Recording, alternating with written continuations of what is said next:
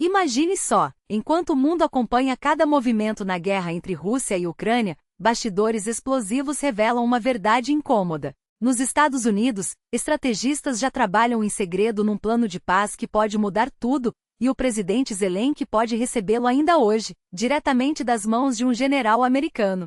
Enquanto isso, em Ankara, o próprio Zelensky tenta reacender as negociações de paz, visitando o mausoléu de Ataturk e sinalizando disposição para dialogar com Moscou. Mas a Rússia impiedosa não dá trégua. Mísseis continuam a devastar cidades ucranianas, deixando um rastro de vítimas inocentes. E a Ucrânia não fica para trás. Pela primeira vez desde a eleição de Trump, Kiev usou mísseis americanos ataques para atacar território russo, e o Estado-Maior ucraniano já comemora o sucesso da operação. Mas a instabilidade política não para por aí. Após um escândalo de corrupção que abalou o governo, o parlamento ucraniano demitiu 2 ministros polêmicos, o da Justiça, Herman Lushenko, e a da Energia, Svitlana Grinchuk. A decisão veio após a vice-procuradora-geral denunciar provas suficientes para suas exonerações. A votação foi tensa, com a oposição bloqueando o plenário e exigindo que a primeira-ministra, Yulia Sviridenko, prestasse contas pessoalmente sobre as suspeitas de corrupção no setor energético. Enquanto os deputados debatiam, um alerta de ataque aéreo interrompeu a sessão, mas assim que a ameaça passou, a votação prosseguiu. O parlamento não apenas aprovou as demissões, mas também convocou Sviridenko, Lushenko e Grinchuk para depor ainda hoje. Além deles, o secretário do Conselho de Segurança, Rustem Umerov, também foi chamado, embora ainda não haja data definida para sua fala. A primeira-ministra não compareceu, e sua posição foi defendida pela vice. Após o pronunciamento, os parlamentares confirmaram as exonerações. Agora resta saber como esse terremoto político vai se desenrolar, e você, o que acha que vai acontecer? Deixe sua opinião nos comentários. Enquanto isso, em Istambul, Zelensky deu um passo simbólico, visitou o mausoléu de Ataturk antes de uma rodada crucial de negociações. Ele deixou claro que Kiev está pronta para retomar o diálogo e discutir formatos para um possível acordo com Moscou. Mas a realidade no fronte é brutal. Os ataques russos não param, e apenas ontem, segundo autoridades locais, pelo menos 20 pessoas morreram em bombardeios na Crimeia. E as movimentações diplomáticas não param. Amanhã, uma delegação de alto escalão do exército americano chega a Kiev para uma reunião estratégica. Entre eles, o secretário do exército Dan Rich e o chefe do Estado-Maior, general Randy George. O objetivo? Tentar destravar as negociações de paz, que estão em ponto morto. Mas há mais por trás dessa visita. Os Estados Unidos e a Ucrânia também discutem um acordo bilionário para a troca de tecnologias de drones e munições autônomas, e essa viagem serve para impulsionar essas negociações. A Ucrânia se tornou referência global em drones militares, com modelos de longo e curto alcance que revolucionaram a guerra e já atingiram alvos profundos dentro da Rússia. Fontes próximas às conversas, que pediram anonimato por tratar de assuntos sigilosos, revelaram que a missão americana é delicada. Como enviar um secretário do Exército para uma missão de paz sem parecer contraditório? A resposta está na influência de Rich. Ele é um aliado próximo de J.D. Vance, vice de Trump, e uma figura-chave no Pentágono, com potencial para assumir um papel ainda mais relevante no futuro governo. Enquanto isso, o silêncio do Departamento de Defesa e da Casa Branca sobre a visita só alimenta especulações. Mas o que realmente chama atenção é o plano secreto que os Estados Unidos e a Rússia estariam costurando, sem a Ucrânia à mesa. Segundo o jornal político, o documento, elaborado pelo enviado especial de Trump, Steve Witkoff, tem 28 pontos divididos em 4 blocos. Paz na Ucrânia, garantias de segurança, estabilidade na Europa e o futuro das relações entre Washington, Moscou e Kiev. A base do acordo seria os princípios que Trump e Putin já discutiram em encontros anteriores, com um objetivo claro: não só encerrar o conflito, mas também reconstruir as relações entre Estados Unidos e Rússia e resolver as preocupações de segurança do Kremlin. O ponto mais sensível? O destino dos territórios ocupados no leste da Ucrânia. Moscou vê o plano com otimismo, e a Casa Branca acredita que conseguirá convencer Kiev e a Europa a aceitá-lo, prometendo ajustes conforme as demandas. O Wall Street Journal confirma que os Estados Unidos e a Rússia já discutiram o plano sem a participação ucraniana, e os detalhes podem ser revelados a qualquer momento. Fontes indicam que Zelensky deve receber o documento ainda hoje em Kiev. Na equipe de Trump, há quem acredite que a situação atual de Zelensky o força a aceitar as condições americanas, quaisquer que sejam. Enquanto isso, os Estados Unidos aprovaram a venda de kits de modernização para os sistemas de defesa aérea ucranianos ZRKP-3, no valor de 105 milhões de dólares.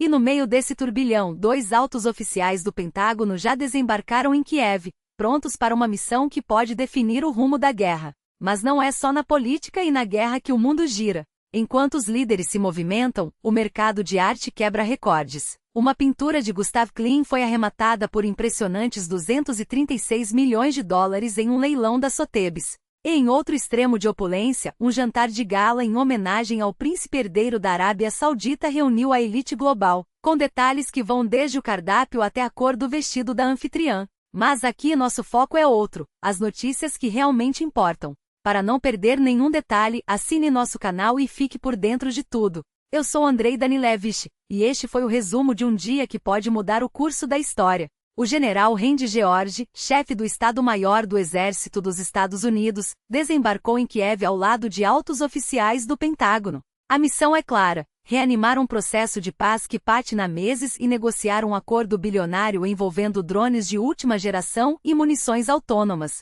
Este é o primeiro encontro de tão alto nível entre a administração Trump e as lideranças ucranianas desde fevereiro, um sinal de que Washington está disposto a elevar o tom. Mas enquanto as conversas acontecem a portas fechadas, o fronte não dá trégua. Nas últimas 24 horas, a Rússia lançou uma ofensiva massiva contra a Ucrânia, combinando mísseis de cruzeiro e enxames de drones kamikazes. Em Ternopil, o número de vítimas subiu para 20 mortos, incluindo 14 crianças.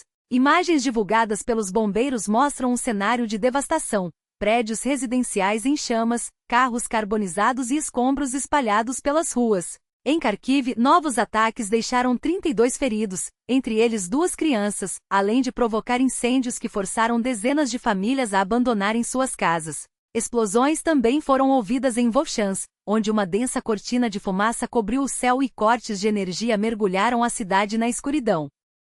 Segundo o presidente ucraniano Vladimir Zelensky, Moscou disparou entre 400 e 700 drones de ataque e 48 mísseis de diferentes tipos em um único dia. Em resposta, pela primeira vez sob a gestão Trump, Kiev utilizou mísseis-ataques fornecidos pelos Estados Unidos para atingir alvos em território russo. O Estado-Maior ucraniano confirmou a operação, classificando-a como cirúrgica, mas evitou detalhes sobre os objetivos. Do outro lado, o Ministério da Defesa russo alegou ter interceptado 18 mísseis-ataques lançados a partir da região de Kharkiv, direcionados a Voronezh, uma versão que Kiev ainda não comentou. Enquanto isso, do outro lado do mundo, os Estados Unidos deram mais um passo para fortalecer Taiwan. Washington aprovou a venda de sistemas avançados de mísseis SAMs, no valor de quase 700 milhões de dólares, elevando para 1 bilhão o total de ajuda militar ao território nas últimas semanas. Esses sistemas, já testados em combate na Ucrânia, prometem revolucionar a defesa aérea taiwanesa, justamente quando Pequim intensifica suas manobras militares ao redor da ilha. A China, claro, reagiu com fúria, mas a lei americana é clara: os Estados Unidos têm a obrigação de garantir que Taiwan possa se defender. Na Europa, as tensões escalam. A chefe da diplomacia da União Europeia, Kaja Kallas, alertou que o recente ataque à infraestrutura ferroviária na Polônia representa uma ameaça direta à segurança de todo o bloco. O atentado, que danificou trilhos na rota entre Varsóvia e Lublin, foi atribuído a 2 cidadãos ucranianos supostamente agindo em conluio com Moscou. A Rússia, como sempre, negou qualquer envolvimento, chamando as acusações de russofobia barata. Mas a Polônia não está disposta a tolerar provocações. Além de fechar o último consulado russo em seu território, em Gdansk, o ministro das Relações Exteriores, Radoslav Sikorski, anunciou restrições adicionais ao movimento de diplomatas russos no país. Não é o fim, advertiu. Agora, vamos reunir provas e mostrar ao mundo que o Kremlin não respeita fronteiras. Do Kremlin, a resposta veio em tom de deboche. O porta-voz Dmitry Peskov classificou o fechamento do consulado como mais um sinal da degradação total das relações bilaterais, chamando as acusações de infundadas e histéricas.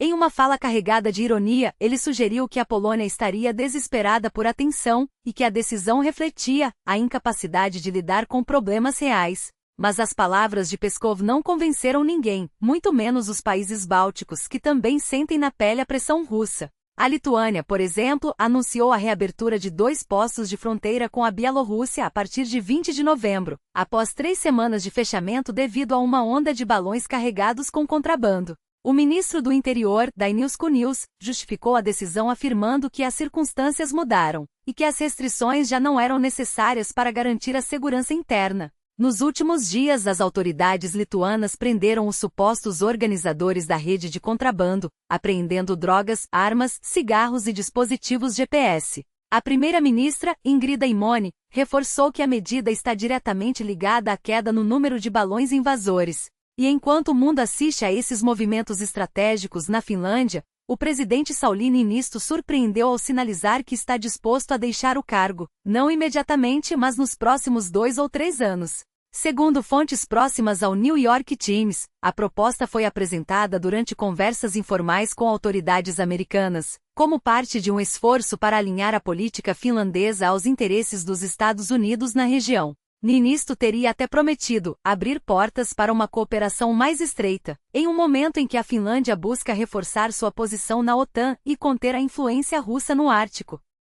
Um dia repleto de decisões que moldam o futuro. Para não perder nenhum detalhe, assine nosso canal e ative as notificações. E se quiser ir além, apoie nosso trabalho como patrocinador. Cada contribuição faz a diferença. Eu sou Andrei Danilevich, e este foi o resumo de Um Mundo em Movimento. Até amanhã. Enquanto isso, nos bastidores de Washington, a tensão com a Venezuela atingia um novo patamar. A Casa Branca havia oferecido a uma empresa acesso privilegiado ao petróleo venezuelano, uma proposta que Maduro rejeitou de forma categórica. O governo americano deixou claro: qualquer adiamento na transferência de poder é inaceitável. Mas o que estaria por trás dessa recusa? E quais seriam os próximos passos, ainda envoltos em sigilo? Fontes próximas ao presidente revelam que Trump ainda não autorizou o envio de tropas para o território venezuelano, mas as opções sobre a mesa são cada vez mais ousadas. Sabotagens, ciberataques, operações psicológicas ou campanhas de desinformação, tudo está em análise. O objetivo imediato? Cortar o fluxo de narcóticos da região.